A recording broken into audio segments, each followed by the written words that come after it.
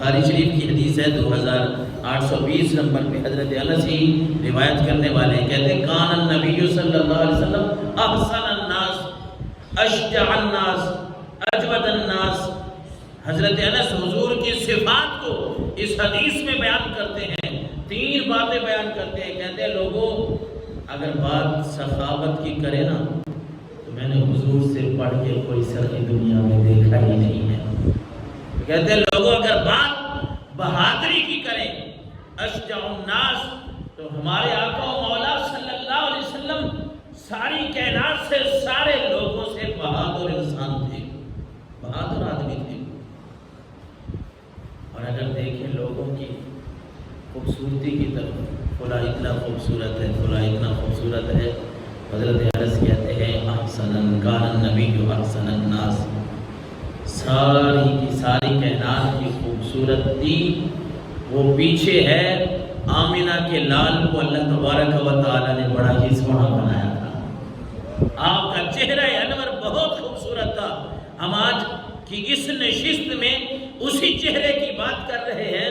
کہ جس چہرے کو اگر حقیقت کی نگاہ سے، حق کی نگاہ سے کسی نے دیکھا ہے تو وہ پکار اٹھا ہے اشہد ان لا الہ الا اللہ واشہد ان محمدً عبدہ ورسولہ۔ جس نے حسن سے دیکھا،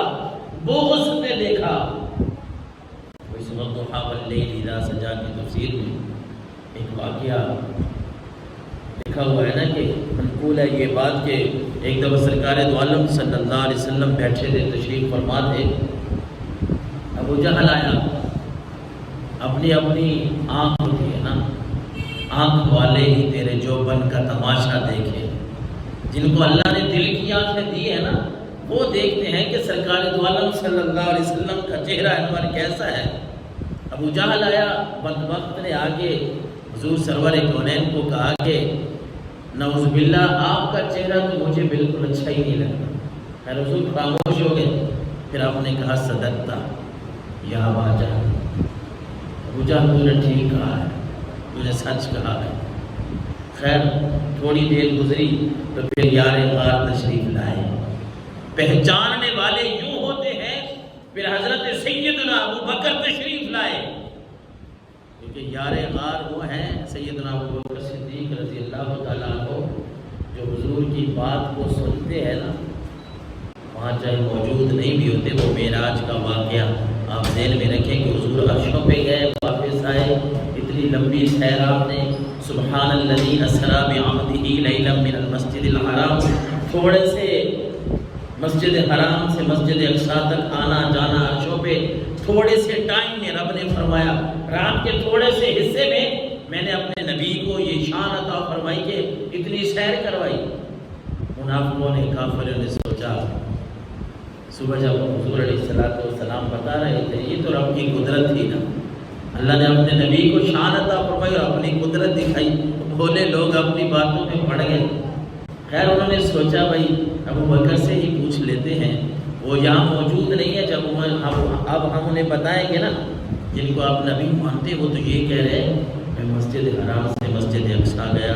عرشوں کی سیر کی، وہ بھی رات کے تھوڑے سے حصے میں، ابو بکر سوچ پہ پڑ جائیں گے۔ جب وہ منافق کافر ابو بکر کے پاس جاتے ہیں اور ابو بکر کو کہتے ہیں ابو بکر وہ آپ کے جو دوست ہیں نا جن کو آپ نبی کہتے ہیں وہ تو یہ کہہ رہے ہیں کہ رات کے تھوڑے سے حصے میں نے اتنی لمبی سیر کی ہے، واپس آ گئے۔ ان کا ذہن یہ تھا اتنا بڑا جو واقعہ ہے ابو بکر کوئی تأمل کرے گا، کوئی سوچے گا، کوئی ٹائم لے گا، یا میں پوچھوں گا پھر بتاؤں گا، لیکن یہ ان کا ذہن تھا نا، انہیں پتہ نہیں تھا کہ جس نے حضور سرور دو عالم کی غلامی اختیار کر لی ہے نا اسے پتہ ہے کہ جو وہ بات زبان سے نکالتے ہیں وہ حق اور سچ کی زبان ہوتی ہے، وہ حق اور سچ کی بات ہوتی ہے، اس کا انکار ابو بکر نہیں کر سکتا۔ اتنا بڑا واقعہ جب انہوں نے ابو بکر کو بتایا، حضرت ابو بکر نے صرف اتنا ہی کہا کیا میرے نبی نے فرمایا ہے؟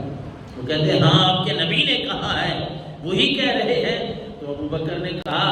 اگر میرے نبی یہ بات کہہ رہے ہیں تو میں اس بات کی تصدیق کرتا ہوں کہ رب نے ان کو یہ شان عطا فرمائی ہے۔ میں اس ابو بکر کی بات کر رہا ہوں کہ جن کے دل کی آنکھیں روشن تھی، سامنے کی آنکھیں جو ہے نا یہ جو چہرے پہ لگی ہیں یہ تو ہر کسی کی روشن ہے ظاہری طور پہ، لیکن پتہ تو تب چلتا ہے نا جب انسان کے دل کی آنکھیں روشن ہو، بندے کو پتہ ہو کہ یہ اللہ کے نبی کی بات ہو رہی ہے، یہاں آنکھیں کے ماتھے کے اوپر جو ہے یہ نہیں چلتی، بلکہ یہاں دل کی آنکھوں کو کھولنا پڑتا ہے۔ تو ابو بکر کی تو دل کی آنکھیں باتیں کرتی ہیں، کھلی ہوئی ہیں۔ حضرت سیدنا ابو بکر صدیق آئے، ابو جہل تو آ کے ایک بات کہہ کے چلا گیا بد نصیب، ابو بکر آئے، آ کے عرض کرنے لگے سونیا اللہ نے آپ کو بڑا ہی سونا بنایا ہے، بڑا ہی خوبصورت رب نے آپ کو چہرہ عطا فرمایا۔ آپ نے فرمایا صدقت یا ابا بکر، اے ابو بکر تو نے سچ کہا۔ صحابہ کرام بیٹھے ہیں، حیران ہو گئے، یا رسول اللہ دو لوگ آئے، ایک ابو جہل تھا ایک ابو بکر تھا۔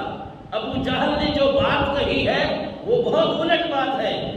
ایک طرف ابو بکر آئے ہیں، انہوں نے جو بات کہی ہے وہ آپ کے بالکل چہرے کے مطابق ہے۔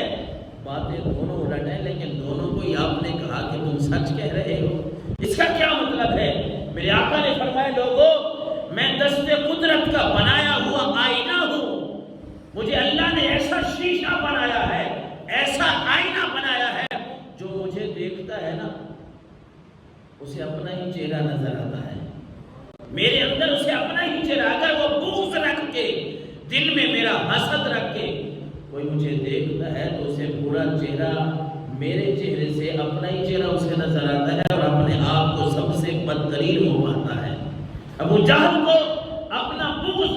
اپنا حسد، اپنا چہرہ نظر آیا، اس لیے وہ بات کہہ کے گیا ہے، اور میں نے اسے کہا ہے صدقت یا ابا جہل، اے ابو جہل تو اپنی اس فساد، اس بغض اور حسد کو دیکھ رہا ہے، باقی ابو جہل تو ٹھیک کہہ رہا ہے۔ اور ابو بکر نے مجھے دیکھا، ابو بکر کے دل کی آنکھیں کھلی ہوئی ہیں، رب نے ان کو روشن سینہ عطا فرمایا ہوا ہے، ان کے دل میں میری محبت ہے، جو محبت سے مجھے دیکھتا ہے میرے چہرے میں اسے اپنا چہرہ نظر آتا ہے، وہ مجھے بھی سب سے سونا پاتا ہے، اپنے چہرے کو بھی سب سے خوبصورت پاتا ہے۔ چہرہ والضحیٰ کی بات ہم کر رہے ہیں، حضرت انس فرماتے لوگوں اللہ کے نبی احسن الناس، حضور کو اللہ تبارک و تعالی نے سارے کے سارے لوگوں سے رب نے اپنے نبی کو بڑا خوبصورت